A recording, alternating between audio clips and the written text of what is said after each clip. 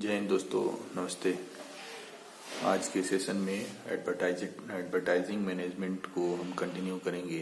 First series में हमने देखा था कि किस तरह से एडवर्टाइजमेंट जो चीज़ें हैं, आज कोई नई चीज़ नहीं है। एडवर्टाइजमेंट काफ़ी पुराने समय में भी प्रैक्टिस किए जाते थे, जैसा कि हमने सेशन 1 में चर्चा किया है।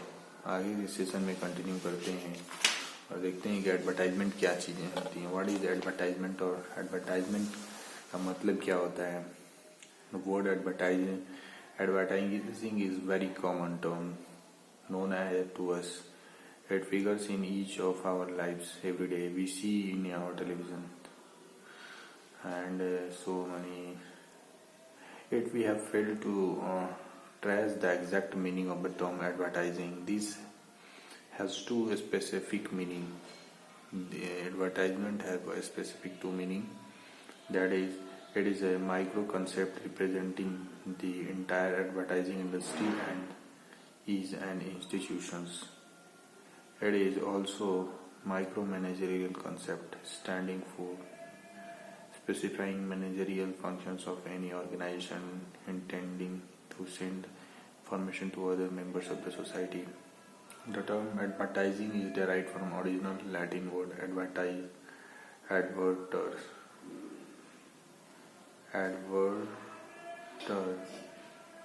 which means to turn attentions. Advertisement क्या जो मुख्य मतलब होता है, एडवर्टाइजमेंट का मतलब होता है, लैटिन वर्ड से एडवर्टाइजिंग लिया गया है। एडवर्टाइजिंग लैटिन वर्ड होता है एडवर्टर which means turn attention.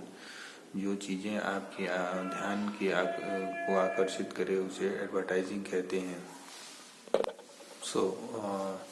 Advertising का मतलब ये होता है कि anything which turn the attention to an articles और सर्विस और an idea might well be called an advertising. Anything that turn the attention to an article, किसी भी कोई भी चीज़ जो हमारा अटेंशन अपने किसी वस्तु की तरह आकर्षित करे उसे एडवर्टाइजिंग कहते हैं। It is that magic force which turns an instinct into acquisition, desire into a demand, and a dream into reality by influencing the consumption's direction, the productions, delivering the distributions, and affecting the very course of exchange.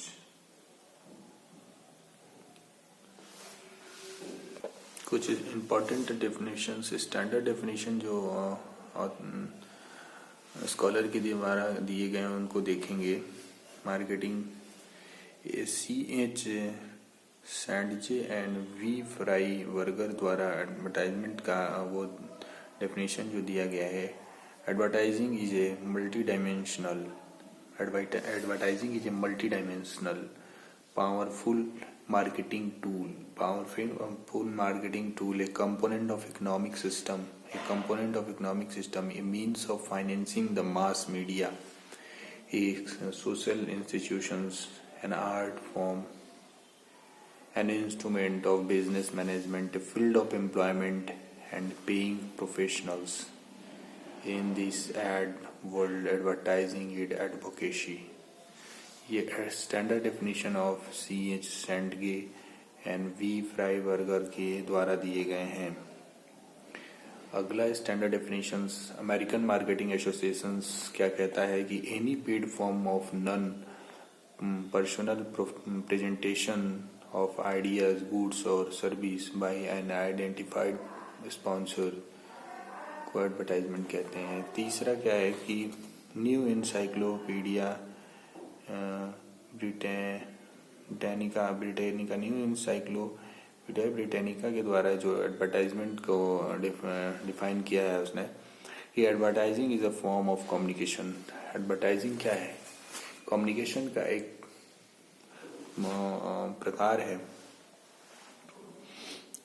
To promote the sales of product और service. Sales और product के बढ़ाने के लिए, service और product को sales को बढ़ाने के लिए, सर्विस हो या प्रोडक्ट हो, उसके सेल्स को बढ़ाने के लिए एडवर्टाइजमेंट किए जाते हैं।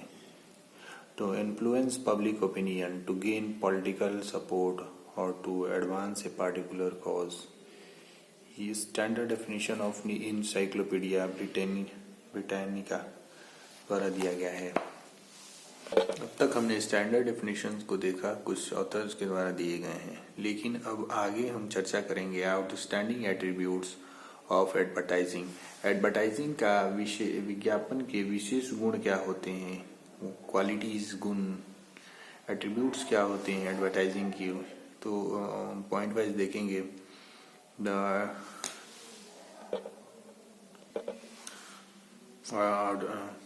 आउटस्टैंडिंग एट्रीब्यूट्स ऑफ एडवर्टाइजिंग क्या है। It is a mass communication process. ये क्या है, एक मास कम्युनिकेशन प्रोसेस है। It is informative actions, it is an informative action. It is a persuasive act, ये एक परसुएसिव एक्ट है।